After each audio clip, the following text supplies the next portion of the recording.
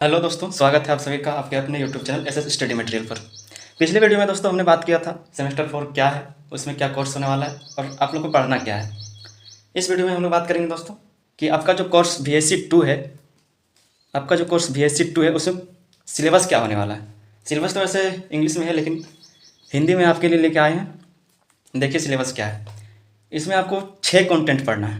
पहला आपका ये, बाकी 5 नीचे लिखा हुआ है, आपको सब दिखाते हैं। पहला जो आपका कंटेंट है वो है झारखंड के पर्यावरण एवं जैव विविधता का परिचय। इसमें आपको पढ़ना होगा झारखंड के बारे में, झारखंड का पर्यावरण और उसके जैव विविधता का परिचय। पर्यावरण तो दोस्तों आप लोग जानते ही हैं, हमारे आसपास जो हम लोग सभी चीज़ों को देखते हैं उसी को पर्यावरण बोलते हैं। जैव विविधता का मतलब क्या होता है? जब बहुत सारे जीव, पेड़ पौधा या फिर सूक्ष्म जीव एक साथ किसी विशेष क्षेत्र में रहते हैं, उसी को जैव विविधता बोलते हैं। अब इस पहले कंटेंट के अंदर बहुत सारा चीज़ आता है। देखिए इसमें का नंबर पर है जैव विविधता को प्रभावित करने वाले झारखंड के भूगोल, जलवायु और प्राकृतिक संसाधनों का अवलोकन। इसमें इसी के अंदर इसको पढ़ना है। इसको पढ़ लेंगे, बाकी सारा क्वेश्चन हम लोग का बन जाएगा। आते हैं चलिए खा पर। इसमें पढ़ना है झारखंड के जंगलों, घास के मैदानों, आर्द्र भूमियों और नदियों सहित विभिन्न पारिस्थितिक तंत्रों को समझना।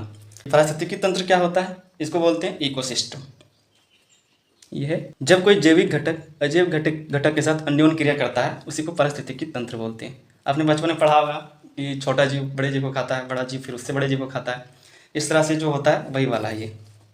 फिर ग नंबर पे आता है, देखिए झारखंड के औषधीय पौधों, स्थानिक प्रजातियों और आर्थिक रूप से मूल्यवान पौधों सहित विविध वनस्पतियों का अध्ययन करना। ये आपका ग नंबर पे। फिर घ में आता है झारखंड के वन क्षेत्र और उसके महत्व का आकलन।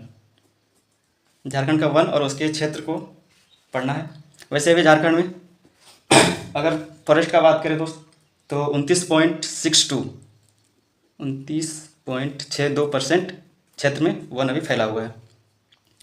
फिर अंगा पे आता है स्थानीय समुदायों द्वारा औषधीय पौधों का पारंपरिक ज्ञान और उपयोग। जो पहले लोग औषधि से ठीक करते थे बीमारी को, उसके बारे में।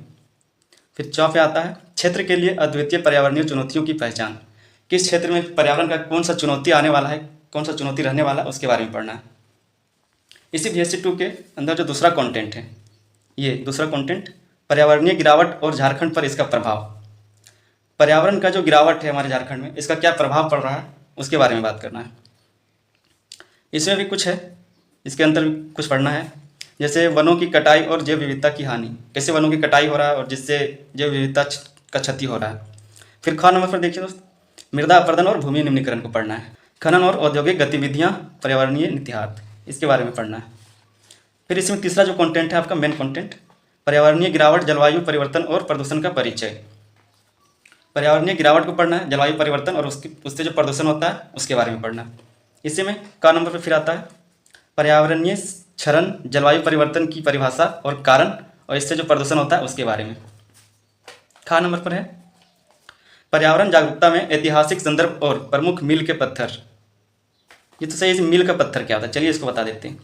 आप कभी जब रास्ते पे जाते होंगे, कहीं पे भी घूमने या फिर कहीं पे जाते होंगे, तो कुछ जगह पे लिखा हुआ रहता है कि जैसे गिरिडीह है 4 किलोमीटर, या फिर कोई भी आप शहर का नाम लीजिए या फिर कोई भी जगह का नाम लीजिए, उसमें कुछ लिखा हुआ रहता है रोड पे कि यहाँ पे पहुँचने के लिए इतना बचा हुआ है, इतना किलोमीटर बचा है। तो जो लिखा हुआ होता है जिस पत्थर पे, वही है मील का पत्थर।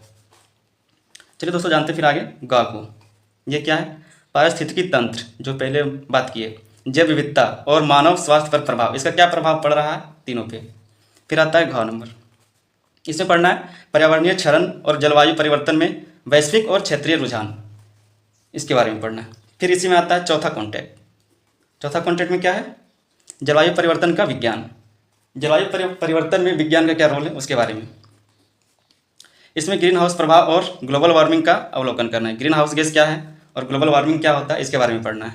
फिर आता है ख, जलवायु परिवर्तन को तेज करने में मानवीय गतिविधियों की भूमिका। उसे 4 नंबर के ग पे, मौसम के पैटर्न और पारिस्थितिकी तंत्र पर जलवायु परिवर्तन का प्रभाव, मौसम पे इसका क्या प्रभाव पड़ रहा है। फिर उसी पे 5वां कंटेंट है झारखंड में प्रदूषण के प्रकार और उनके परिणाम। झारखंड में जो प्रदूषण बढ़ता जा रहा है उससे क्या प्रभाव और उसका जो प्रकार है, सबको पढ़ना है। उसी में का नंबर पे आता है, इसी का विस्तार किया हुआ है सब नीचे में। वायु प्रदूषण, संकट, प्रभाव और समाधान, तीनों को पढ़ना है। वायु से जो प्रदूषण होता है उससे क्या संकट उत्पन्न होगा, उसका क्या प्रभाव पड़ेगा, उसका समाधान क्या है, तीनों पढ़ना है। फिर खा पर है उद्योगों और खनन गतिविधियों से जल प्रदूषण। फिर आते हैं गा नंबर पे मृदा प्रदूषण के बारे में पढ़ना है। औद्योगिक और कृषि प्रभाव, पुनर्स्थापन दृष्टिकोण। फिर आता है घाव ध्वनि प्रदूषण और मानव स्वास्थ्य और वन्य जीवन पर इसका प्रभाव। ध्वनि प्रदूषण पढ़ना है, मानव स्वास्थ्य और वन्य जीवन पर इसका क्या प्रभाव पड़ रहा है इसके बारे में पढ़ना है। फिर इसी का VSC 2 का छठा और लास्ट कंटेंट आता है जैविक संसाधनों का अनुसंधान और निगरानी। इसमें पहला पढ़ना है का नंबर पे द्वीप विविधता प्रबंधन में अनुसंधान और डेटा संग्रह की भूमिका, ये पढ़ना है। फिर इसी में खा नंबर पे आता है निगरानी और संरक्षण योजना के लिए प्रौद्योगिकी का उपयोग, कैसे इसका उपयोग करना है टेक्नोलॉजी का, उसके बारे में। प्रौद्योगिकी का मतलब ही होता है टेक्नोलॉजी। गा पे आता है जैव विविधता निगरानी में नागरिक वैज्ञानिकों को शामिल करना। ये नागरिक वैज्ञानिक क्या होता है चलिए जानते हैं। जो पर्यावरण के बारे में भलाई सोचता है, जो पर्यावरण को सही करने का तरीका को शोध करता है, जो सही तरीका करने का उपाय ढूंढता है, उसी को बोलते हैं नागरिक वैज्ञानिक। चलिए दोस्तों, आज का ये VSC टॉपिक जो था, VSC 2 जो टॉपिक था, उसका सिलेबस पूरा जान लिए हैं। पिछले वीडियो में हम लोगों ने बात किया था सेमेस्टर 4 के बारे में, और मैंने बात किया था कि VSC 2 का जो है सिलेबस बहुत जल्दी लाने वाला हूँ मैं। तो यही है, अगर आपको इसका PDF चाहिए तो कमेंट कीजिए, टेलीग्राम चैनल पे इसका PDF में डाल दूंगा। ठीक है, टेलीग्राम चैनल का लिंक वीडियो का डिस्क्रिप्शन में दिया हुआ है। ठीक है दोस्तों, धन्यवाद, जय हिंद।